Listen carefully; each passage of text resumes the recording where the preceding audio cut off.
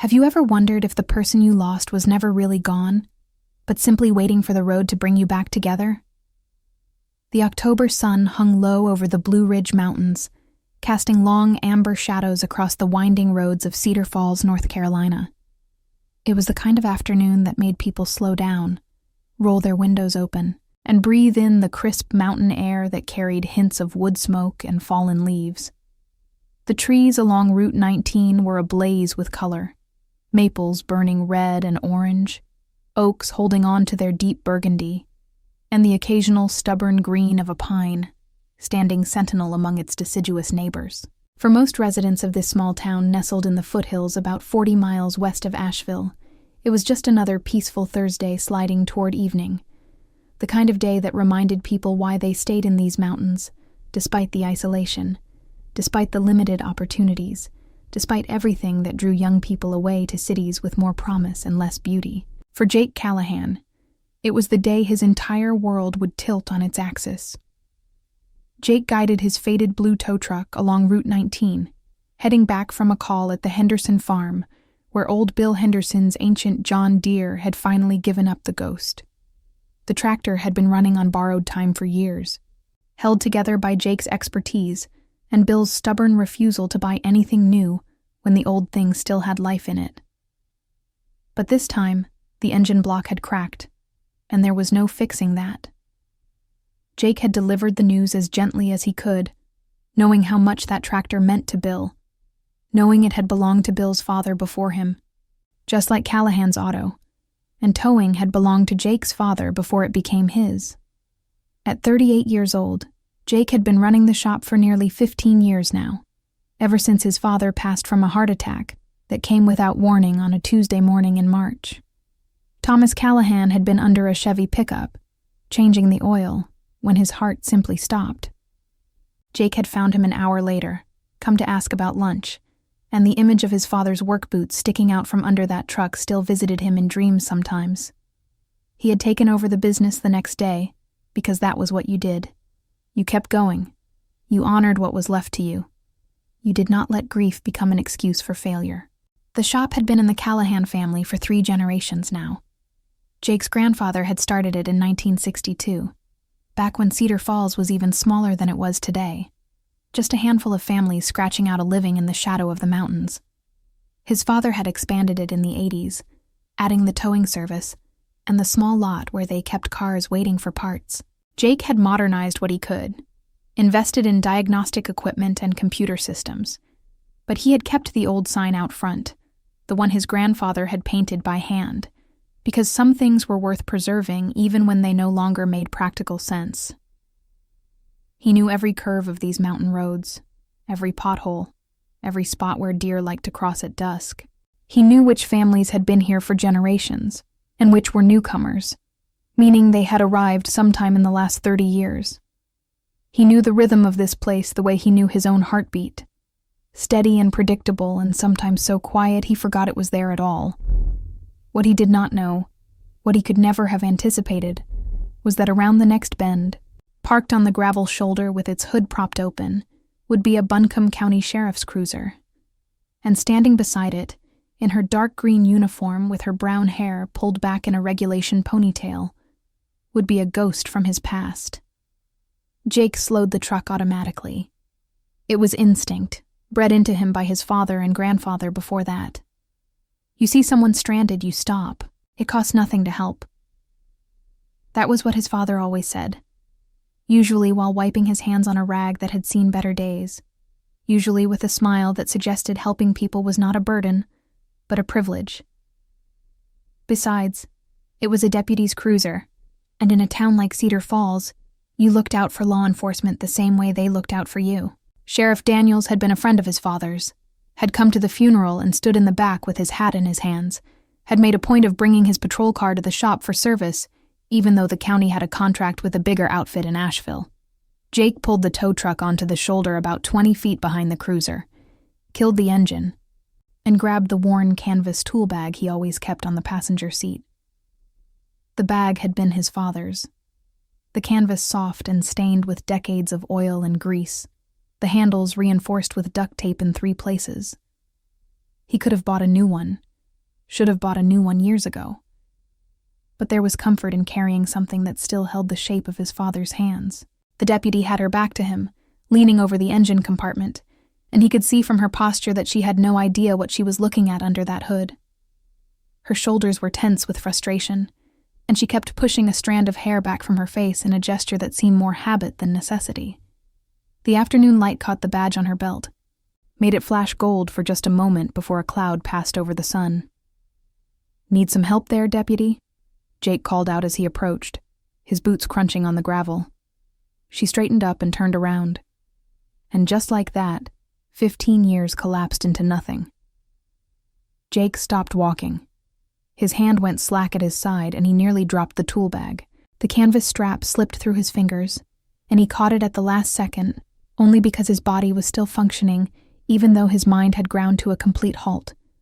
Because the woman standing in front of him, the woman wearing the Buncombe County Sheriff's Department uniform with a silver badge glinting on her chest, was Emma Grace Whitfield, the woman he had loved with everything he had. The woman who had vanished from Cedar Falls 2 weeks before their wedding, without a word, without a note, without any explanation that made sense. The woman whose absence had left a hole in his chest that no amount of time, no amount of work, no amount of bourbon or prayer or stubborn determination had ever been able to fill. Emma's face went pale. Her light green eyes, those eyes he still saw in his dreams, widened with shock. Her lips parted, but no sound came out. She looked older. Of course she looked older. They both did. But it was more than just the passage of years. There was a weariness in her face that had not been there before, a guardedness in her posture, as if she had spent a long time learning to protect herself from things he could not imagine. For what felt like an eternity, neither of them spoke. The only sounds were the whisper of wind through the trees and the distant cry of a hawk circling overhead. Jake felt his heart pounding against his ribs, felt the rush of blood in his ears, felt everything he had spent 15 years trying to bury come surging back to the surface like floodwater breaking through a dam. He thought about turning around, thought about getting back in his truck and driving away without a word, leaving her stranded the way she had left him. It would be fitting, a kind of poetic justice that part of him craved with an intensity that surprised him. But he could not do it. Not because he was a good person, though he tried to be. Not because his father had taught him to help people in need, though he had. But because his feet would not move. Because his body remembered things his mind had tried to forget, and those memories had rooted him to this spot, on this gravel shoulder, as surely as if he had been nailed to the ground. Jake. Her voice was barely more than a whisper, rough and uncertain. She said his name the way you might say a prayer, or a curse, or both at once. He did not reply. Could not reply. Instead, he walked past her on legs that felt like they belonged to someone else, bent over the engine compartment, and forced himself to focus on the familiar landscape of belts and hoses and metal. His hands were shaking, but they steadied as soon as they touched the engine, as if the machinery could absorb his turmoil and transform it into something useful. Serpentine belt had snapped. He could see it hanging loose, the frayed ends still warm from friction. Simple fix if you had a replacement, which he did, back in the truck. "Serpentine belt," he said, his voice flat and professional. The voice he used with customers who were strangers, which she was now, which she had made herself when she disappeared. "I've got one that'll work. Give me 10 minutes. Jake, please, 10 minutes." He walked back to his truck without looking at her, retrieved the belt and a few tools, and returned to the cruiser. His hands moved through the motions of the repair with the automatic precision of someone who had done this work thousands of times. Loosen the tensioner, remove the old belt, thread the new one through the pulleys, release the tensioner, check the tension. Simple. Mechanical. Nothing like the chaos raging inside him. Emma stood off to the side, watching him. He could feel her gaze on his back like a physical weight. She did not try to speak again, and part of him was grateful for that, because he had no idea what he would say if she did. What do you say to someone who broke your heart so completely that the pieces never quite fit back together? What do you say to someone who made you believe in forever, and then disappeared like morning mist burning off the mountains? He remembered the morning he woke up to find her gone. It had been a Saturday, 2 weeks before the wedding, and they were supposed to meet with the caterer to finalize the menu. He had called her phone, gotten voicemail. He had driven to her parents' house, found her mother crying, and her father refusing to meet his eyes. "She's gone to stay with relatives in Virginia," her mother had said, the words sounding rehearsed, sounding like a lie even then. "She needs time. She'll be in touch." But she never was. Not a phone call, not a letter, not a single word of explanation in 15 years. Jake had searched for her. Of course he had searched for her. He had driven to Virginia, to the aunt's house in Richmond that her mother had mentioned, but the aunt said Emma had never arrived, had never been expected, had not been heard from in months. He had hired a private investigator in Asheville, a retired cop named Martinez, who had seemed sympathetic and competent, and had ultimately found nothing. It was as if Emma had stepped off the edge of the world into some void where ordinary methods of finding people did not apply. He had considered every possibility. She had met someone else. She had gotten cold feet about the wedding. She had some secret that she could not bear to share with him. He had examined every memory of their relationship, looking for signs he might have missed, clues that she was unhappy or afraid or planning to leave. But there was nothing. Right up until the end, she had seemed as in love with him as he was with her, as excited about their future together, as committed to the life they were building in this small mountain town where both of them had been born. Eventually, he had stopped searching. Not because he wanted to, but because there was nothing left to search. She was gone, and she was not coming back, and he had to find a way to live with that, or let it destroy him. So he had buried himself in work, taken over the shop, become the reliable mechanic that people in Cedar Falls could always count on. He had built a life that looked, from the outside, like a successful and contented one. Only a few people knew how hollow it felt on the inside. When he finished the repair, Jake cleaned his hands on the rag from his back pocket and finally turned to face her properly. The afternoon light fell across her features, illuminating the fine lines at the corners of her eyes that had not been there 15 years ago, the slight deepening of the brackets around her mouth. She was 36 now, he calculated automatically. Still beautiful. Still the most beautiful woman he had ever seen, if he was being honest with himself. And he tried very hard not to be honest with himself about Emma Whitfield. It made everything hurt too much. "Should run fine now," he said. "You'll want to have it checked at the county garage. Make sure there's no underlying issue that caused the belt to go." "Thank you." She hesitated, her hands clasped in front of her in a way that seemed almost supplicating. Her uniform was crisp and professional, but her eyes were anything but. They were filled with something that looked like fear or hope, or both tangled together in a way that defied easy interpretation. "Jake, I know I'm the last person you expected to see, or wanted to see." "You got that right." She flinched at the coldness in his voice, but she did not back down. That was one thing about Emma he remembered, that quiet stubbornness, that refusal to retreat even when retreat would have been easier. She had been like that as a girl too, back when they were teenagers, and she had insisted on climbing the water tower with the boys, even though her mother would have had a fit if she knew. She had been the first one to the top, and the last one down, and she had looked at Jake with those green eyes full of challenge and joy, and he had known even then that he was going to love her for the rest of his life. He had not been wrong about that. He'd just been wrong about everything else. "I'm stationed in Asheville now," she said. "Have been for about 3 months. I transferred from Charlotte. I knew you were still here, still running the shop. I've been trying to figure out how to approach you. What to say. And now here we are on the side of the road, and I still don't have the right words. There are no right words, Emma. Jake picked up his tool bag. There's nothing you can say that'll make sense of what you did. You left. 2 weeks before we were supposed to get married, you just left. No explanation, no goodbye, nothing. Your mama said you'd gone to stay with relatives in Virginia, but when I drove up there, no one had seen you. Your daddy wouldn't look me in the eye, just kept saying you needed time. You'd be in touch. But you never were. Not a phone call, not a letter, not a damn thing in 15 years. I know, her voice cracked.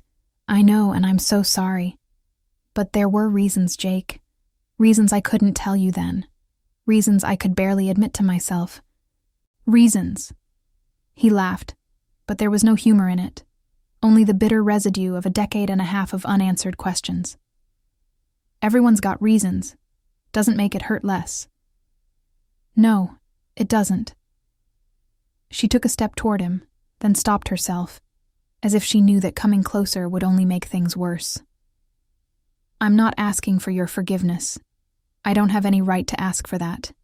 But I am asking for the chance to explain. Not now, not on the side of the road like this, but sometime. Whenever you're ready. If you're ever ready. Jake looked at her for a long moment. The rational part of his brain told him to get in his truck and drive away, to leave the past where it belonged and keep moving forward the way he had been doing for a decade and a half. That was the smart thing to do. The safe thing. The thing that would protect what remained of his carefully constructed peace. But another part of him, the part that still remembered how it felt to wake up next to her, the part that had never stopped wondering why, that part would not let him walk away. Not yet. He needed answers, even if those answers changed nothing. He needed to understand, even if understanding brought nothing but more pain. The diner, he heard himself say. Patty's downtown. Saturday morning, 8 o'clock. You don't show. I'll know where we stand and I won't ask again. Emma nodded quickly. I'll be there. I promise. He wanted to say that her promises did not mean much to him anymore, but he held his tongue. Instead, he turned and walked back to his truck, climbed into the cab, and pulled back onto the road without looking in his rearview mirror. The drive back to town was a blur. Jake barely registered the familiar landmarks, the old church with its white steeple where they were supposed to have been married, the feed store where he bought supplies for the chickens he kept out back of his house, the elementary school where he and Emma had first met as children, 2 6-year-olds assigned to the same reading group because their last names both started with C. By the time he pulled into the gravel lot behind Callahan's auto, the sun was nearly touching the mountain ridges and his mind was spinning with questions he had no answers to. His cousin Danny was locking up the shop when Jake parked the truck. Danny was 5 years younger than Jake, had worked at the shop since he was 16, and knew Jake better than almost anyone. He had been Jake's best man at the wedding that never happened, had been the one to drive Jake home from McGill's when he got so drunk he could not stand up, had been the steady presence that kept Jake going in those first terrible months after Emma disappeared. Danny was the closest thing Jake had to a brother, and he took one look at Jake's face and frowned. What happened out there? You look like you saw a ghost. I did. Jake climbed out of the truck and leaned against the door, suddenly too tired to stand on his own. Emma Whitfield's back. Danny's eyebrows shot up. Emma? You're Emma? The one who... Yeah, that one. Jake ran a hand through his hair. She's a deputy now, with the county sheriff's office. Her cruiser broke down on Route 19, and I stopped to help. Lord have mercy. Danny let out a low whistle. What did she say? That she wants to explain. That she had reasons for leaving. You believe her? Jake shook his head slowly. I don't know what I believe anymore. I thought I'd put all that behind me. Thought I'd moved on. But seeing her standing there in that uniform, looking at me with those eyes... He trailed off, unable to find the words. Danny clapped him on the shoulder. Come on, let's lock up and I'll buy you a beer at McGill's. You look like you could use one, or 5. Jake managed a weak smile. You're not wrong about that. They walked the 2 blocks to McGill's Tavern in companionable silence.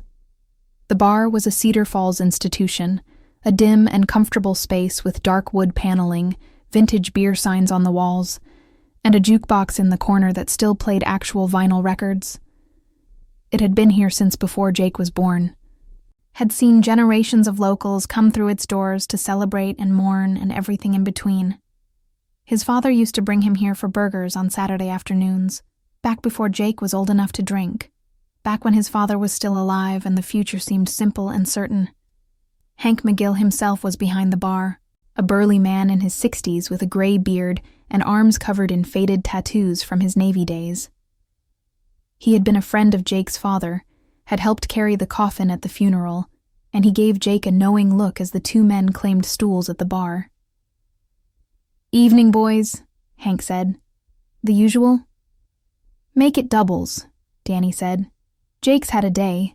Hank raised an eyebrow but did not ask questions.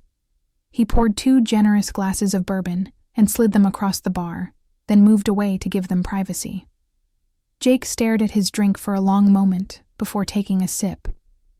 The whiskey burned going down, a familiar warmth that did nothing to calm the storm inside him. He thought about all the nights he had sat on this same stool, drinking the same bourbon, trying to forget the same woman. There had been hundreds of those nights in the first few years after she left, so many that Hank had started cutting him off and calling Danny to come get him. Fewer as the years went on, as the sharp edge of the pain dulled into something more like a chronic ache. But the ache had never gone away entirely. And now, seeing her again, it was like the wound had been torn open fresh. "You gonna meet her?" Danny asked. "On Saturday, I mean?" "Told her I would." Jake swirled the amber liquid in his glass. "Part of me thinks it's a mistake. What's the point of dredging all that up again? She left, I survived, end of story. Is it, though?" Danny leaned back on his stool. "Jake, I've known you my whole life. I've seen you date other women, nice women, women who would have made good wives, but you always held back, always kept part of yourself locked away, and we both know why." Jake did not answer because there was nothing to say. Danny was right. In the 15 years since Emma left, Jake had tried to move on. He had dated Sarah Perkins for almost 2 years, a kind and patient woman who taught 4th grade at the elementary school. She had been pretty and smart and endlessly understanding about his reluctance to make plans, his inability to talk about the future, his habit of pulling away whenever things got too serious. Sarah had stuck with him longer than he deserved, had made allowances for his damage when she should have demanded better. They had even talked about marriage, late one night after too much wine, and Jake had felt the familiar panic rise in his chest and known that he would never be able to go through with it. Sarah had left him eventually, as gently as she did everything. She had told him that she deserved someone who could love her completely, and she had been right. She was married now, to a lawyer from Asheville, and they had 2 kids and a house in one of those new developments on the edge of town. Jake saw her sometimes at the grocery store, and she always smiled at him with genuine warmth, and he always wondered what might have been if he had been capable of giving her what she needed. There had been others after Sarah. Brief relationships that never went anywhere, connections that fizzled before they could become anything real. Women who sensed the wall around his heart and either tried to break through it or gave up trying. Eventually, Jake had stopped dating altogether. It was easier to be alone than to keep disappointing people, easier to focus on the shop and his small routines than to pretend he had anything to offer, but easier was not the same as healed. And seeing Emma today had ripped the bandage off a wound he had pretended was no longer there. "Maybe that's exactly why I need to hear what she has to say," Jake finally said. "Maybe I need to understand what happened so I can finally let it go. Or maybe," Danny said carefully, "you need to understand so you can decide if there's anything left worth holding on to." Jake shot him a sharp look. "Don't go there, Danny. That ship sailed a long time ago. Did it, though? Danny finished his drink and set the glass down. Look, I'm not saying you should take her back. What she did was wrong, no question. But if there's one thing I've learned in my 33 years on this earth, it's that people are complicated. Sometimes they do terrible things for reasons we can't imagine until we hear the whole story. Jake thought about that as he finished his own drink. He thought about it on the walk home to the small house on Maple Street that he had inherited from his parents. The house was modest, a 2-bedroom bungalow with a wide front porch and a yard that needed mowing more often than Jake remembered to mow it. His mother had died when he was 12, cancer that took her slowly and painfully, and his father had never remarried, had never even dated as far as Jake knew. Sometimes Jake wondered if the inability to move on was genetic, if he had inherited it the same way he had inherited his father's square jaw and his mother's gray eyes. He thought about Emma as he heated up leftover chili for dinner and ate it standing at the kitchen counter, staring out the window at the darkening sky. He thought about her as he sat on the front porch with a second glass of bourbon, watching the stars appear one by one over the mountains. He thought about her as he lay in bed that night, unable to sleep, watching the shadows shift across the ceiling and listening to the sounds of the house settling around him. He thought about the day they met, 20 years ago now, though it felt like both yesterday and a lifetime. He had been a junior in high school. She had been a sophomore, and they had bumped into each other in the hallway between classes. Literally bumped into each other, him coming around a corner too fast, her distracted by something in her bag. Her books had gone flying, and he had knelt to help her pick them up. And when their eyes met, he had felt something shift inside his chest, some rearrangement of the fundamental architecture of who he was. They had been friends first, then more than friends, then inseparable. 4 years of dating, 2 of those while Emma was away at college in Greensboro, maintaining their connection through phone calls and weekend visits, and letters that she wrote in her neat, slanted handwriting. She had come back to Cedar Falls after graduation, taken a job at the bank in Asheville while she figured out what she wanted to do with her life. They had moved into a little apartment together, had adopted a cat named Whiskers, had started planning a wedding that was supposed to take place on the first Saturday in November. And then she was gone. Jake stared at the ceiling and tried to imagine what possible explanation could make sense of what she had done. An affair? He had never found any evidence of that. And besides, Emma was not the type. A mental breakdown? Possible, but it seemed like something he would have noticed. Some sign of distress that he could point to in retrospect. Something he had done. Some unforgivable offense that he was not even aware of. He had turned that possibility over in his mind thousands of times, examining every interaction from every angle, and had never been able to identify anything that seemed significant enough to warrant her disappearance. Eventually, he had simply accepted that he would never know. He had filed it away in the same mental category as his mother's death, his father's heart attack, all the things that happened without reason or explanation and had to be endured rather than understood. It was not satisfying, but it was survivable, and for Jake, survivable had been enough. But now Emma was back, and she was offering answers, and Jake was not sure he was ready for them. Not sure he wanted to know. Not sure that knowing would make anything better or easier or more bearable. The hours until Saturday stretched out before him like the long mountain roads he knew so well, full of curves and switchbacks and places where the ground could drop away without warning. The next 2 days passed in a haze of routine. Jake opened the shop at 7, same as always.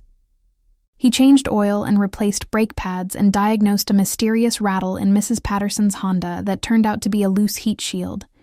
He ordered parts from the suppliers in Asheville, answered phone calls, wrote up invoices. He ate lunch at his desk, a sandwich from the deli 2 doors down, and dinner at home, usually something simple that required minimal thought. Danny watched him with concern but did not push. That was one of the things Jake appreciated about his cousin, the ability to be present without being intrusive. Danny came by the house on Friday evening with a 6-pack and a pizza. and they watched a baseball game on television without talking much. And when Danny left around 10, he just said, "Call me tomorrow. Let me know how it goes." Jake nodded and watched his cousin's truck disappear down the street and felt grateful, not for the first time, for the people in his life who had stuck with him through everything. Saturday morning arrived with a sky the color of old pewter and a chill in the air that hinted at the winter to come. Jake showered and shaved with more care than usual, put on a clean flannel shirt and jeans that were not stained with grease, and walked the 4 blocks to Patty's diner, with his heart in his throat and his hands shoved in his pockets. He arrived at 7:45 and claimed a booth near the back, one that gave him a view of the door. The diner was filling up with the usual Saturday morning crowd, families with kids, older couples who had been coming here for decades, a few solo diners reading newspapers or staring at their phones.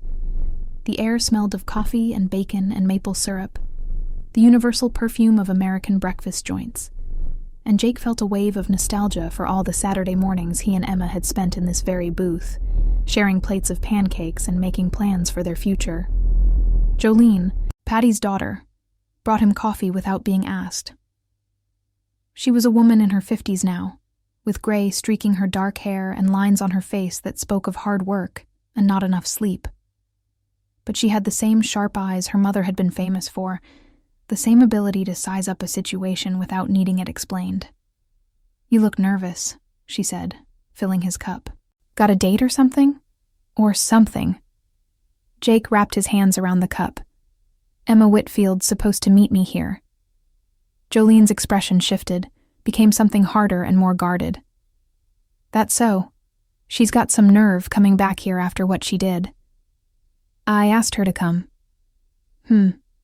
Jolene tucked the coffee pot under her arm. "You want my advice?" "Not particularly. Too bad. You're getting it anyway." She leaned closer, lowering her voice. "That girl broke your heart, Jake.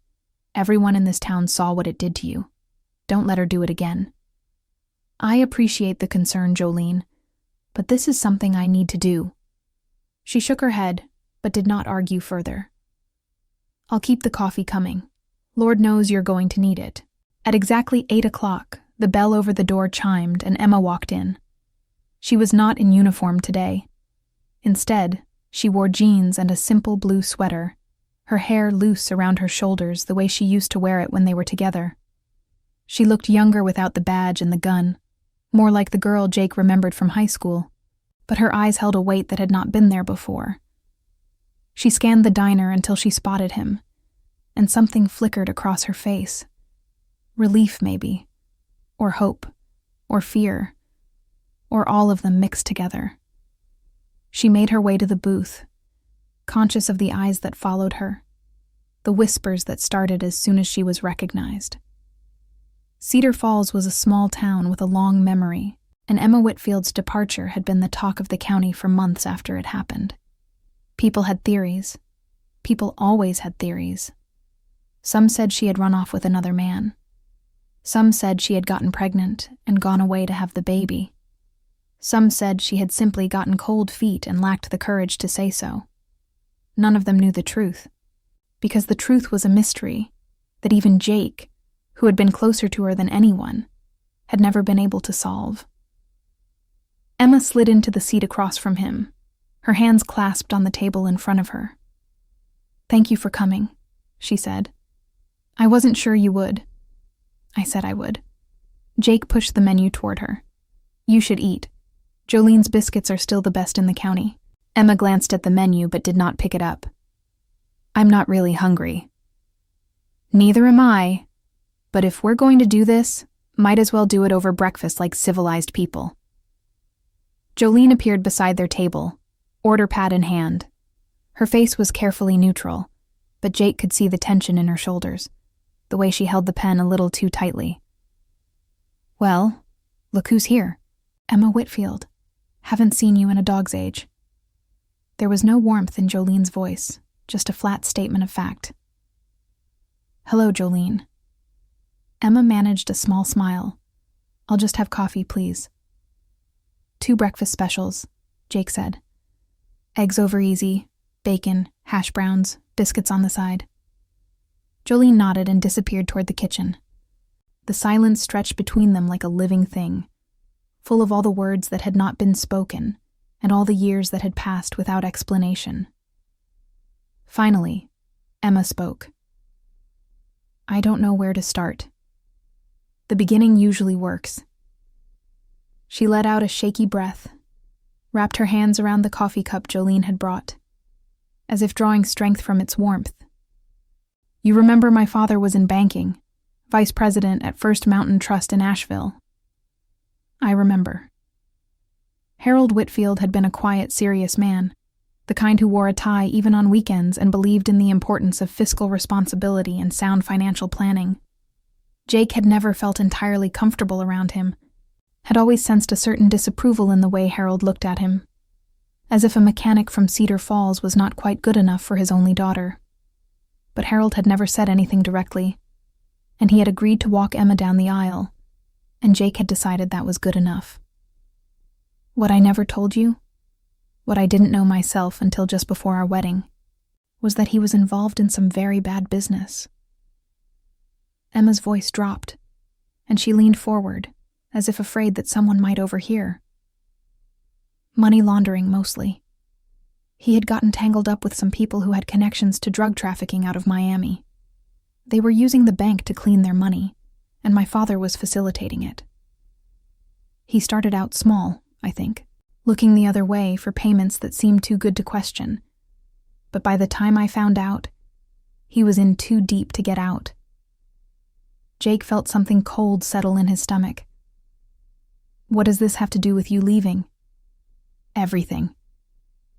Emma's voice dropped almost to a whisper. "About 3 weeks before our wedding, a man came to see me. He was waiting for me in the parking lot when I got off work, leaning against a black car with tinted windows. He was polite, very calm, spoke with a southern accent that sounded fake somehow.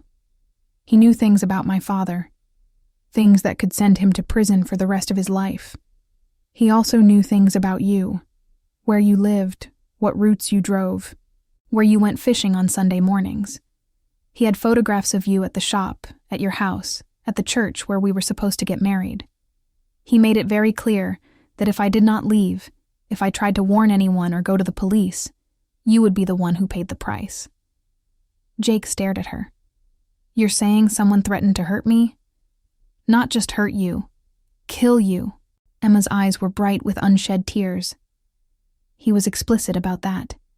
He said they had been watching us, watching you, and that if I did not disappear quietly, if I made any attempt to contact you or explain what was happening, they would make sure you had an accident that no one would ever be able to trace back to them. He described exactly how they would do it. Make it look like your truck went off the road on one of those mountain curves. Said they had done it before, to other people who got in their way.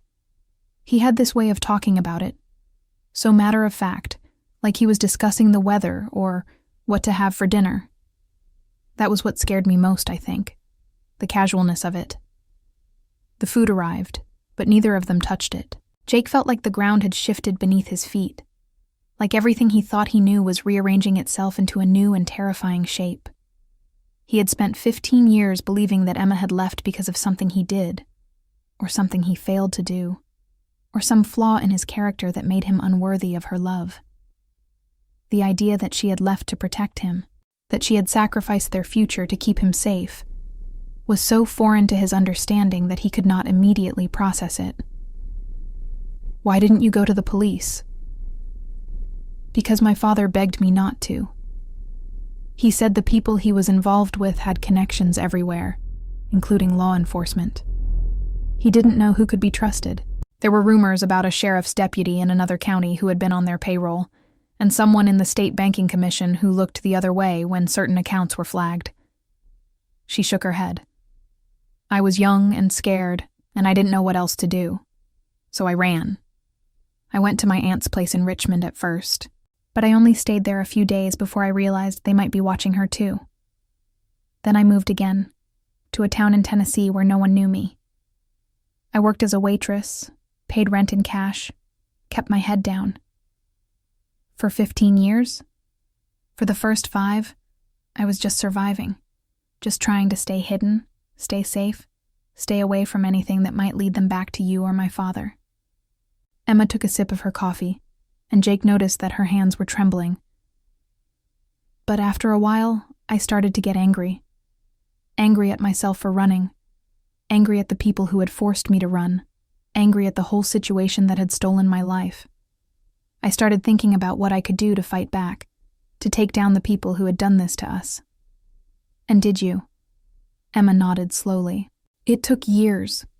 I went back to school, got my GED first, then enrolled in community college. I took criminal justice courses, learned about financial crimes and how to investigate them. I applied to the police academy in Charlotte and somehow made it through. I worked my way up, specialized in financial crimes, started building cases against the networks that laundered drug money through legitimate businesses. Including the people who threatened you? Eventually, yes. It was slow work, and I had to be careful. I couldn't let anyone know that I had a personal connection to the case, or they would have taken me off it. But I gathered evidence, made connections with federal agents who were working on related investigations, and little by little, we put together a case that couldn't be ignored. She paused, wiping at her eyes. 3 years ago, we arrested the main players. The man who threatened me, his name was Vincent Caruso. He was convicted of racketeering and money laundering and 6 other charges. He's in federal prison now, serving 25 to life. And your father? Passed away 5 years ago. Cancer. Emma's voice went flat, the way voices do when they are trying not to feel too much. He cooperated with the investigation, testified against some of the people he had worked with. The prosecutors agreed not to charge him in exchange for his testimony, but I think the guilt ate him up inside. He apologized to me every day in the last year of his life. Said he never meant for any of this to happen, never imagined it would spiral so far out of control. I believe him, but it doesn't change anything. His choices destroyed our lives, yours and mine both. Jake leaned back in the booth, trying to absorb everything she had said. The anger was still there, a dull ache that had been his companion for 15 years. But mixed with it now was something else. Understanding, maybe. Or at least the beginning of understanding. And underneath that, another emotion he was not ready to name, something that felt dangerously like hope. "Why didn't you come back?" he asked, after it was over, after the threats were gone. "Why didn't you come find me?" Emma's face crumpled. "Because I was ashamed, because I thought you would hate me, because I had spent so many years trying not to think about what I had given up, and the thought of facing you was more terrifying than anything else I had ever done." She paused, gathering herself.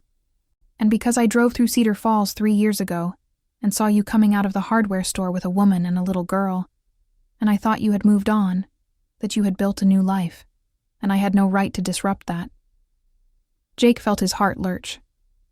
"That was my niece Lily, Danny's daughter, and the woman was his wife Karen. I was helping them pick out paint for the nursery because Karen was pregnant with their second." Emma let out a small broken sound. "Oh God, I thought..."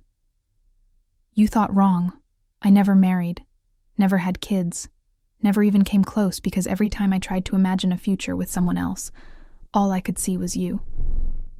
The tears were falling freely down her cheeks now. "Jake, I am so sorry. I know those words aren't enough. I know nothing I can say will give you back the years we lost. But I need you to know that not a single day went by when I didn't think about you, when I didn't miss you, when I didn't wish things could have been different." Jake reached across the table and almost without thinking, took her hand.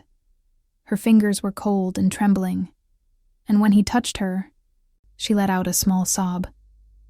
They sat there for a long moment, two people who had been broken by circumstances beyond their control, trying to find a way back to each other across a chasm of years and pain.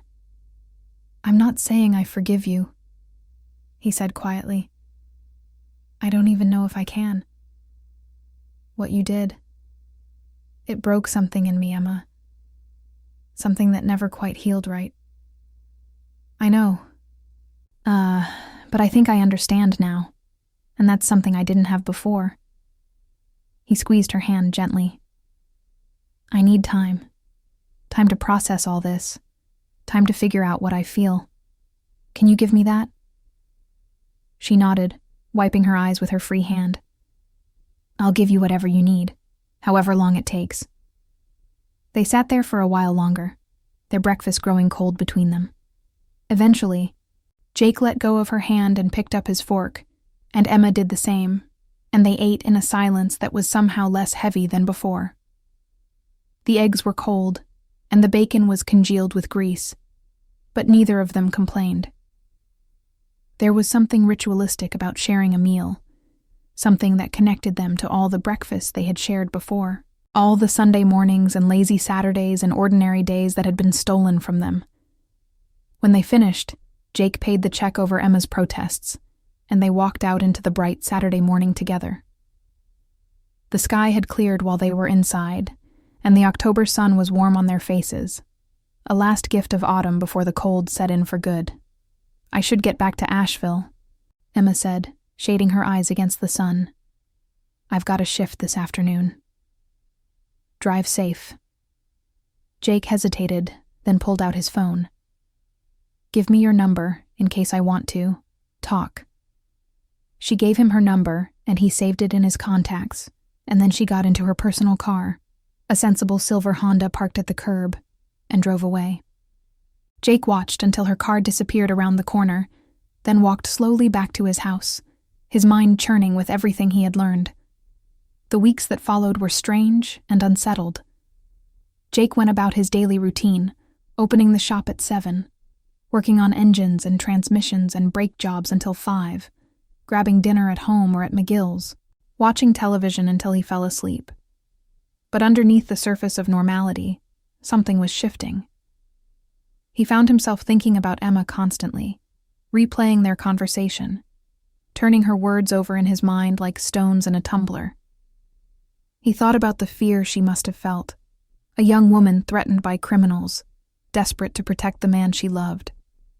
He thought about the years she had spent alone, working to bring down the people who had destroyed her life. He thought about the courage it must have taken to come back to Cedar Falls, knowing he might reject her, knowing he might never forgive her.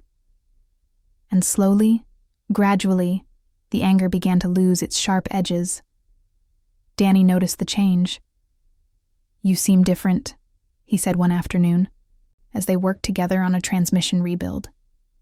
Lighter, somehow. Maybe I am. Jake handed him a wrench. Talking to Emma. It helped, even though it was hard. You going to see her again? I've been thinking about it. Danny nodded. For what it's worth, I think you should. Not because I know what's right for you, because I don't. But because I've watched you carry this thing around for 15 years, and it's been heavy, man. Maybe it's time to set it down. Jake thought about that. Thought about the weight he had been carrying, the burden of unanswered questions and unresolved grief. Maybe Danny was right. Maybe it was time. He called Emma that evening. She answered on the second ring, sounding surprised and hopeful. Jake? Hey? He cleared his throat. I was wondering if maybe you'd want to get dinner, tomorrow night. Nothing fancy, just talking. There was a pause, and when she spoke again, he could hear the smile in her voice. I would like that very much. They met at a little Italian place in Asheville, neutral territory, away from the prying eyes and long memories of Cedar Falls. The restaurant was tucked into a side street near the university, with red checkered tablecloths and candles flickering in wine bottles and the smell of garlic and tomatoes filling the air. Emma was already there when Jake arrived, sitting at a corner table with a glass of wine in front of her. She stood when she saw him, uncertain, and he surprised himself by pulling her into a brief hug. Thank you for coming, she said as they sat down. Thank you for agreeing to see me. He picked up the menu, scanned it without really seeing the words. I've been doing a lot of thinking these past few weeks. So have I. I keep coming back to the same question. If you had told me, back then, what was happening, what would I have done? Emma looked down at the table. I've asked myself that 1,000 times. I'll tell you what I would have done. Jake set down the menu and met her eyes. I would have grabbed my hunting rifle and gone looking for the people who were threatening you. I would have tried to protect you, probably gotten myself killed in the process because I was young and stupid and thought I was invincible. He shook his head slowly. You were right, Emma. If you had told me, I would have done something reckless, and those people would have made good on their threats. You don't know that. I know myself, or at least, I know who I was back then. He reached across the table and took her hand again, more deliberately this time. I'm not saying what you did was right, but I'm starting to understand that there wasn't a right choice. Just bad options and worse options, and you chose the one that kept us both alive. Emma's eyes filled with tears again, but she was smiling now, a tremulous smile that made Jake's heart ache in a way he had almost forgotten was possible. I never stopped loving you, she said, not for a single day. I know. He squeezed her hand. Neither did I. They talked for hours that night. Not just about the past, but about everything that had happened since. Emma told him about her years on the Charlotte police force, the cases she had worked, the slow and painstaking process of building the investigation that would eventually bring down the organization that had threatened her. She told him about the nightmares that still plagued her sometimes, waking up in a cold sweat with Vincent Caruso's calm voice echoing in her ears. She told him about the loneliness of a life lived in shadows, always looking over her shoulder, never able to form real connections because she was afraid of putting someone else in danger. Jake told her about the shop, about Danny's family, about the quiet rhythms of Cedar Falls. He told her about Sarah and the other women he had tried to love, about the walls he had built around his heart. He told her about the night he had gotten so drunk he almost drove his truck into the river, 3 years after she left, and how Danny had found him sitting on the bank at 2 a.m, crying like a child. He told her about his father's death, about inheriting the business, about the strange comfort of working with his hands the way his father and grandfather had worked before him. By the time the restaurant closed, they had not solved anything, but they had started something, and that was enough. They continued to see each other over the following months. Sometimes Jake drove to Asheville after work, and they would have dinner at her apartment, a small but cozy place near the university, with mismatched furniture and books stacked in every corner. Sometimes Emma came to Cedar Falls on her days off, and Jake would show her how the town had changed and stayed the same. The new coffee shop that had opened on Main Street, the old hardware store that still sold the same brands it had stocked for 50 years. They took walks in the mountains, followed trails that wound through ancient forests and past waterfalls that tumbled over moss-covered rocks. They watched sunsets from craggy gardens, the sky turning shades of pink and orange and purple that no painter could capture, and they talked about everything and nothing. There were difficult moments, too. Times when Jake would pull away, overwhelmed by the old hurt that still lived inside him like a splinter too deep to remove. Times when Emma would see something in his eyes and know that he was thinking about all the years they had lost, all the milestones that had passed without them, the children they might have had, the life they might have built. They did not pretend it was easy, because it was not. 15 years of pain and distance could not be erased by a few conversations, no matter how honest those conversations were. But slowly, carefully, they began to rebuild. It was on a Saturday afternoon in late spring, nearly 8 months after that first roadside reunion, that everything changed again. Jake was working on a stubborn transmission in the shop, his hands black with grease, and his mind focused on the familiar puzzle of gears and shafts, when his phone buzzed with a text from Emma. Need to talk. Can you come to Asheville tonight? It's important. He cleaned up as quickly as he could, left Danny to close the shop, and drove the winding mountain roads to her apartment with his heart in his throat. The drive had never seemed so long. Every curve and switchback stretching out like the landscape itself was conspiring against him. By the time he pulled into the parking lot outside her building, the sun was setting and his hands were shaking on the steering wheel. Emma met him at the door with red-rimmed eyes and a face pale as paper. She pulled him inside without a word, and Jake felt the old fear rise in his chest. The fear that she was about to tell him she was leaving again, that the fragile thing they were building had shattered before it could take shape. "What happened?" he demanded, stepping inside. "Are you okay? Is someone hurt?" "No, nothing like that." She led him to the couch, sat down, and took a deep breath. "I got a call today from my captain. There's a new threat." Jake felt ice slide down his spine. "What kind of threat?" "One of the men we put away, a lieutenant in Caruso's organization named Marcus Webb, he was released early. Good behavior, apparently." She laughed bitterly. Good behavior. The man helped launder millions of dollars for drug cartels, and he gets out early for good behavior. Anyway, he's been making noise about wanting revenge on the people who brought him down, including me. "What kind of noise?"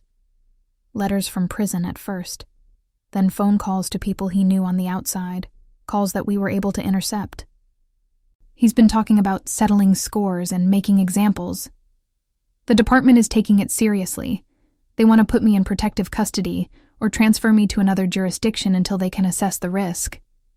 Jake's hands curled into fists. "Let them come. If anyone tries to hurt you, that's exactly what I was afraid you would say."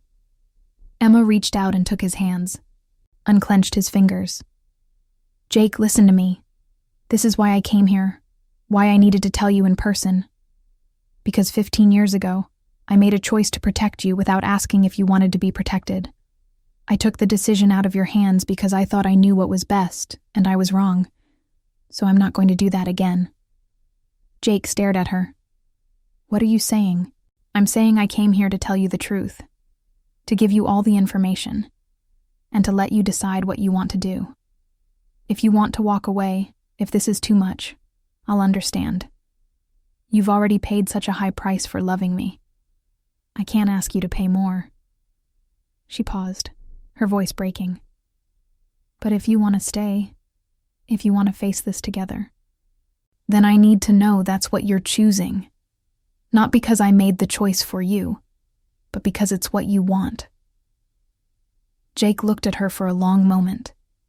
He thought about the years of loneliness and pain, the walls he had built, the life he had resigned himself to living.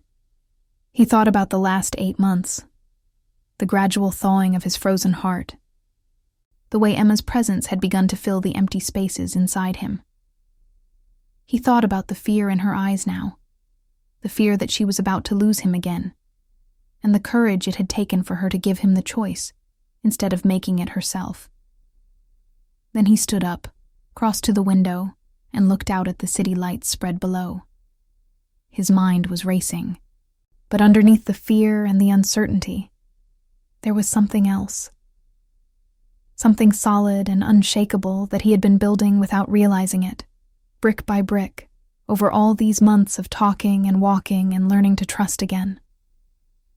15 years ago, he said slowly, you made a choice to protect me without asking if I wanted to be protected. You took the decision out of my hands because you thought you knew what was best. I know. Her voice was barely a whisper. I know, and I'm sorry.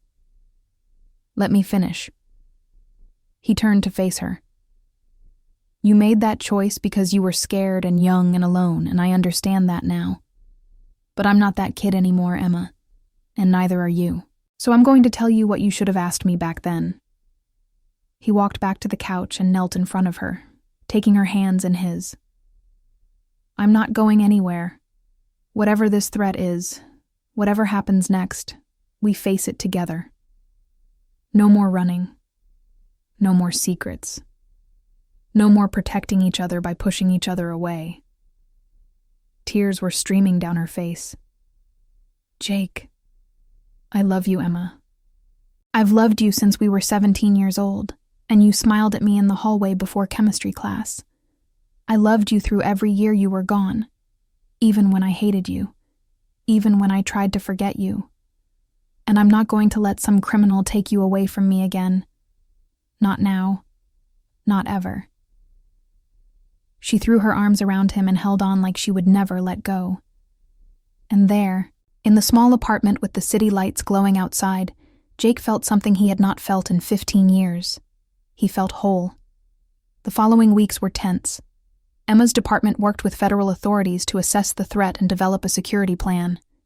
There were interviews and briefings and endless meetings with serious-faced agents who spoke in acronyms Jake did not understand.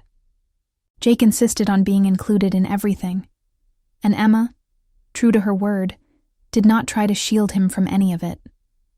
He learned the details of Marcus Webb's history, his connections, the specific threats he had made.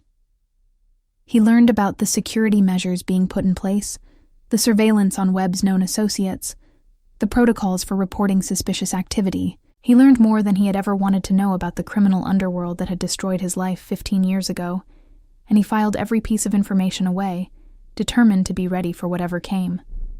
Through it all, he stayed by Emma's side. He slept on her couch on the nights she did not feel safe alone, his father's old hunting rifle within arm's reach. He drove her to work when she was too tired to focus, walked her to her car at the end of her shifts, became her shadow and her shield. The people at her department started to recognize him, started to nod at him in the hallways, started to understand that this mechanic from the mountains was not going anywhere. In the end, the threat turned out to be more bluster than substance. Marcus Webb was arrested again within a month, caught violating the terms of his release when he was found with an unregistered firearm and evidence of contact with known criminals. He was sent back to federal prison with an additional 15 years added to his sentence, and this time, there would be no early release for good behavior. The danger passed as quickly as it had appeared, leaving behind only a deeper bond between Jake and Emma, forged in the fire of shared fear and shared courage. They had faced the darkness together, and they had not broken.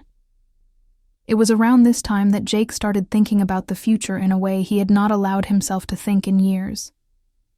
He and Emma were spending almost every weekend together now, and often several weeknights as well.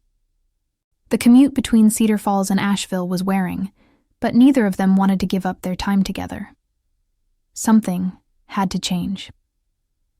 One evening in early summer, as they sat on her apartment balcony watching the sunset paint the mountains in shades of rose and gold, Jake brought it up. "What would you think about moving?" he asked. Emma looked at him, surprised. "Moving where?" "I've been thinking. The shop is doing well. Danny's more than capable of running it day to day, and I could still go in a few times a week. And there's that property outside town, the old Harrison place, the one with the farmhouse and the view of the ridges. It's been on the market for almost a year now. You want to buy a farmhouse? I want to buy a home, with you. If that's something you'd want." Emma was quiet for a long moment, and Jake felt his heart start to race. Maybe he had moved too fast, assumed too much. Maybe she was not ready for this kind of commitment, not after everything they had been through. Maybe. "Yes," she said, so softly he almost did not hear it. "Yes?" She turned to look at him, her eyes bright with tears and joy. "Yes, I want that. I want a home with you. I want to wake up next to you every morning and come home to you every night. I want everything we should have had 15 years ago." Jake pulled her into his arms and kissed her. A long and tender kiss that spoke of second chances and stubborn hope and love that refused to die no matter how many years or miles tried to bury it. They bought the Harrison place in August. It was a fixer-upper. There was no way around that. With a kitchen that had not been updated since the 70s, and a roof that needed replacing, and a barn that listed dangerously to one side. The previous owner had been an elderly widow who had let the place go in her final years, and there was evidence of neglect everywhere, from the peeling paint on the clapboards to the invasive vines that had swallowed the garden beds. But the bones were good, The view was spectacular, and it was theirs. They spent the fall working on the house together. Jake handled the structural repairs, the plumbing, the electrical. He replaced rotted boards on the porch, repointed the chimney, fixed the sagging barn before it could collapse entirely. Emma painted walls and refinished floors and haggled with antique dealers over furniture for the dining room. She planted bulbs in the garden that would bloom the following spring, cleared the invasive vines, hung curtains in windows that had not known curtains in years. Danny came up on weekends to help, and sometimes Karen would bring the kids, and they would all have dinner together on the big back porch, watching the fireflies dance in the meadow as the sky faded from blue to black. The children, Lily, who was 7 now, and her brother Marcus, who was 4, loved the farmhouse. They chased the barn cats through the tall grass, climbed the old apple trees, declared the hayloft in the barn their official clubhouse. Watching them, Jake sometimes felt a pang of longing for the children he and Emma might have had if things had been different. But he was learning to let go of those regrets, to focus on what they had rather than what they had lost. There was still time. There were still possibilities. And for now, being an uncle, being part of this extended family, was enough. Emma transferred to the county sheriff's office in Cedar Falls, taking a position as a detective specializing in financial crimes. It was a step down from her role in Charlotte, but she did not care. She was tired of living in cities, tired of apartments that felt temporary, tired of being alone. She wanted roots, and Cedar Falls, for all its smallness, was the place where her roots had always been. The town accepted her return with cautious curiosity. People remembered what had happened, of course they did, but they also saw the changes in her, the maturity and the strength that had replaced the scared young woman who had fled all those years ago.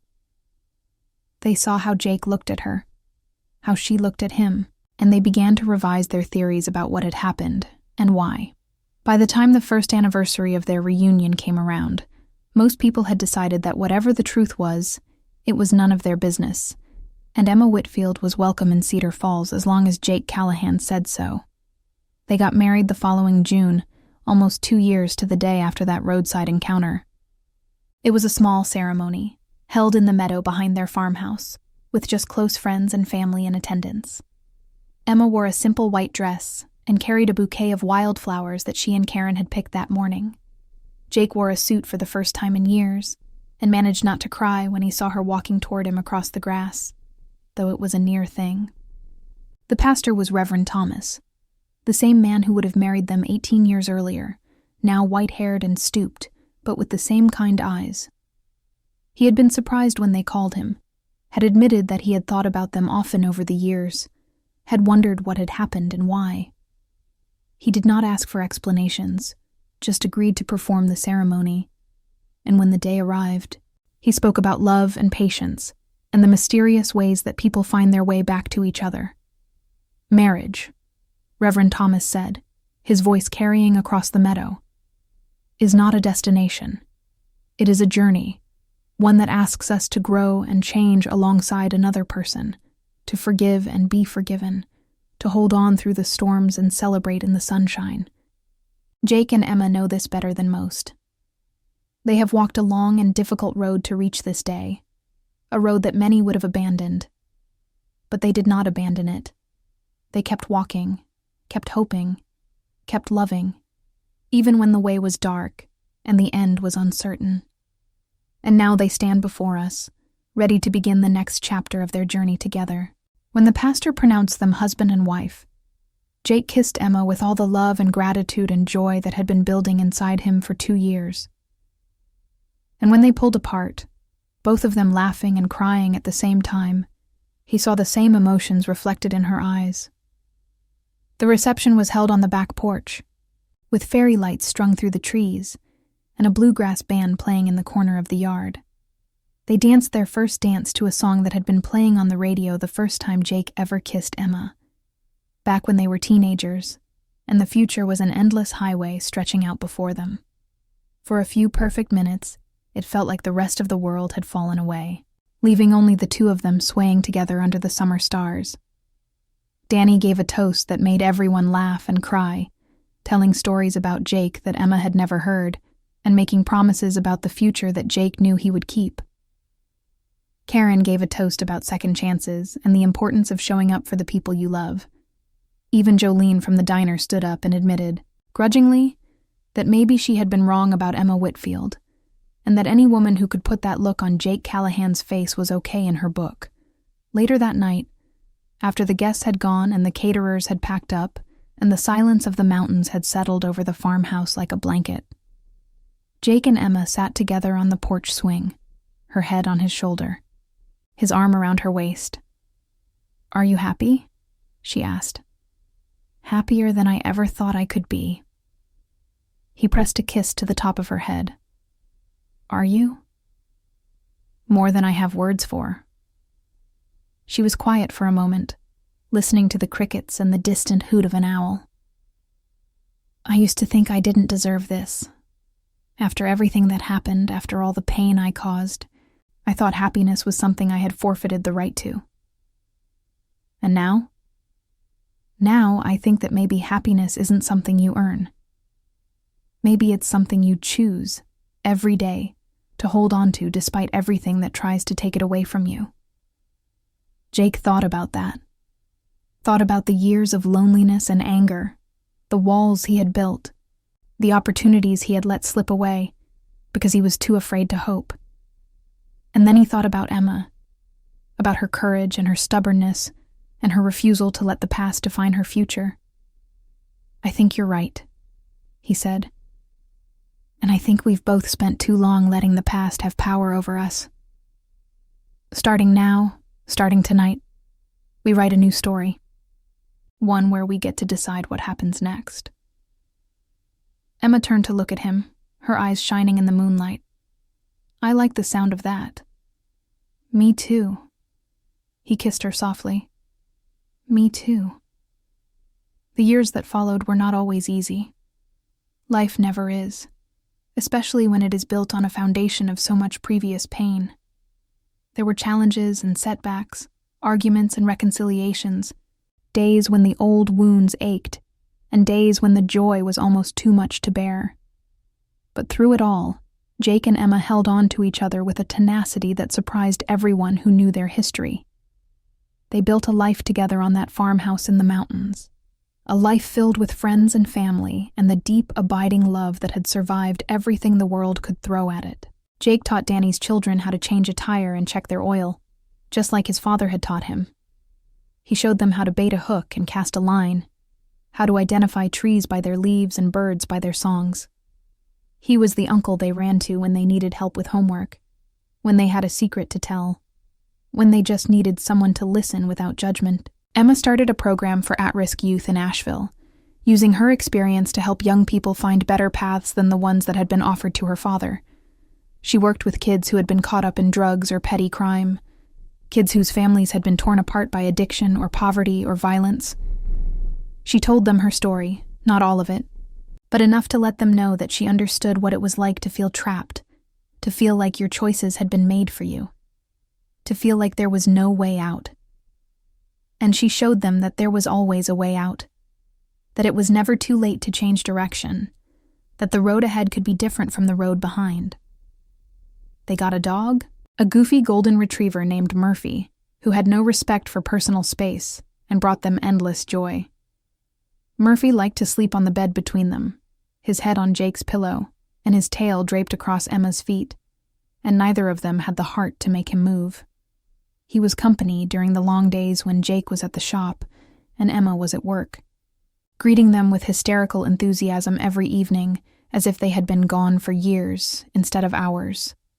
They talked about children, sometimes, late at night when the house was quiet, and the future felt like something they could shape with their own hands. Emma was 38 now, Jake was 40, and they both knew that the window was closing. But they also knew that they were not guaranteed anything, that life had a way of making its own plans regardless of human wishes. So they decided to let it unfold as it would, to welcome whatever came without forcing it. And every year, on the anniversary of that day on Route 19, they would drive out to the spot where Emma's cruiser had broken down and Jake had stopped to help. They would stand by the side of the road, hand in hand, and remember how close they had come to losing each other forever. The first year, they did not say much, just stood in silence while the cars whizzed past and the mountains watched over them like ancient guardians.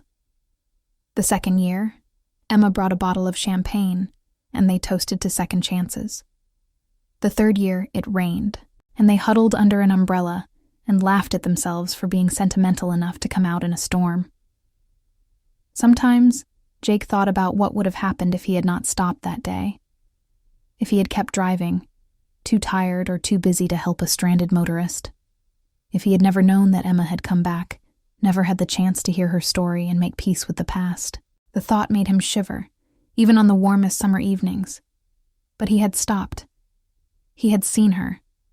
And despite everything, despite all the hurt and the anger and the years of loneliness, he had been brave enough to give her a second chance. That decision, that single act of ordinary kindness on a dusty mountain road, had changed everything. One autumn evening, several years after their wedding, as they sat on their porch watching the sun sink behind the ridges, Emma said something that stayed with Jake for a long time afterward. "You know what I think?" she said, her head resting against his shoulder. "What's that?" "I think we were always meant to find our way back to each other. Even when it seemed impossible.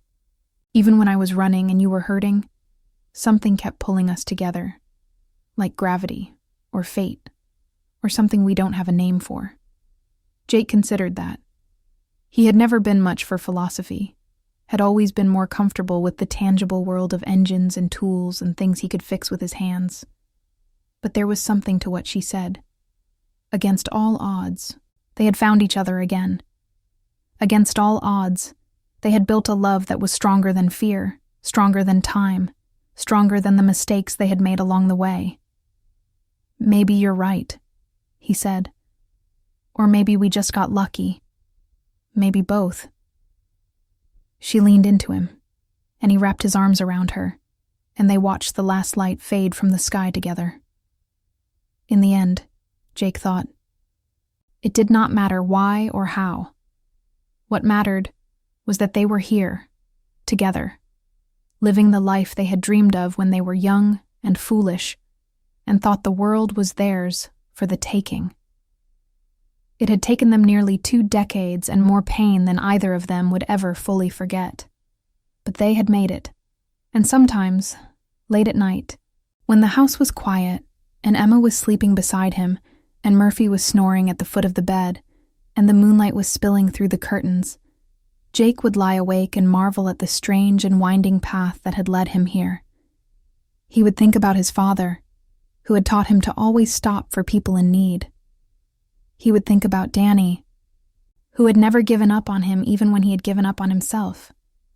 He would think about all the small choices and random chances that had brought him and Emma back together against all odds. And he would smile in the darkness, grateful beyond words for the road that had brought him home. Because in the end, that was what it came down to. Not the years of pain or the long road of healing. Not the threats or the secrets or the fear. What mattered, what would always matter, was the love that had survived it all. The love that had waited, patient and stubborn, until the time was right for them to find each other again. And that love, Jake knew now, was worth every moment of the wait. He had been a solitary mechanic who stopped to help a stranded officer, expecting nothing but the satisfaction of a good deed done. Instead, he had found the face he would never forget, the woman he had never stopped loving, the future he had given up hoping for.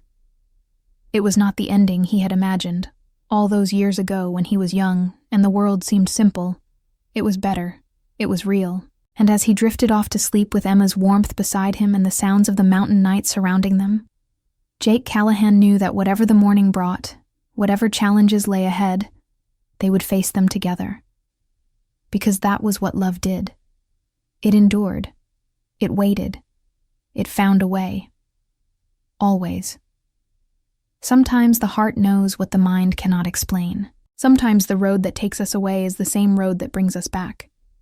And sometimes If we are very brave and very lucky, we find that the love we thought we lost was never really gone at all, just waiting for us to be ready to hold it again.